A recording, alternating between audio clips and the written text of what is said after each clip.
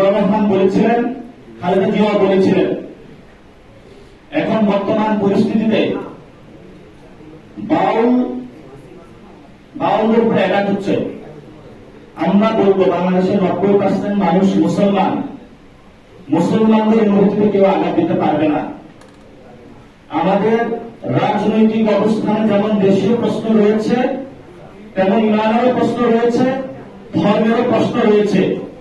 আমরা ধর্ম ছাড়া দেশও চাই না, দেশ ছাড়া আবার ধর্ম চাই না।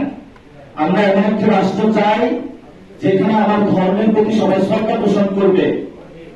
আমাদের 90% মানুষ এখানে যারা রয়েছে তাদের ধর্মীয় বিশ্বাস আল্লাহ রয়েছে, রাসূল সাল্লাল্লাহু আলাইহি ওয়াসাল্লাম রয়েছে, সাহাবায়ে কেরাম রয়েছে।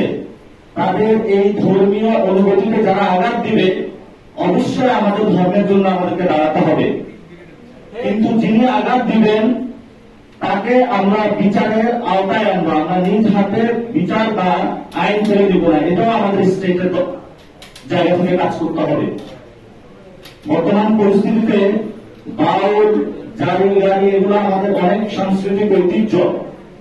কিন্তু জারি সাংস্কৃতিক ঐতিহ্যের মধ্য দিয়ে যদি কেউ ধর্মীয় বিভাজন সৃষ্টি করতে চায়, ধর্মের বিরুদ্ধে দাঁড়াতে চায়, অথবা ধর্মের কেউ ব্যবহার করে ভোট ব্যাংক নিয়ে আসতে চায়, আমরা দুইটাই বিরোধী।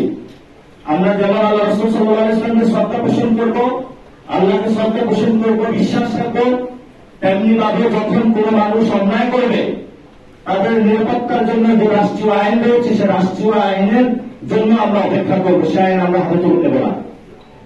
এজন্য যে পরিস্থিতি হয়েছে, অনেকে আমাদের প্রেস রিলিজ দ্বারা পুরো বাংলাদেশের জাতীয় নাগরিক পার্টিকে যে আমরা ধর্ম বিরোধী এই ধরনের একটি ট্যাগ দেওয়ার চেষ্টা করা হচ্ছে এবং সুচারুরূপে করা হচ্ছে।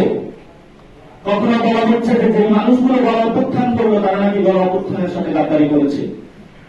প্রতিনিয়ত প্রতি সেকেন্ডে আমরা আওয়ামী লীগকে কিভাবে ঠেকাইতে হয়, তাদের ফাইন্যান্সিয়াল, ইকোনমিক, পলিটিক্যাল প্রত্যেকটা জায়গায় আঘাত করে যাচ্ছি, প্রত্যেকটা জায়গায় ভাঙচুর করে যাচ্ছি, নতুন একটি বাংলাদেশ পুনর্গঠন করে যাচ্ছি।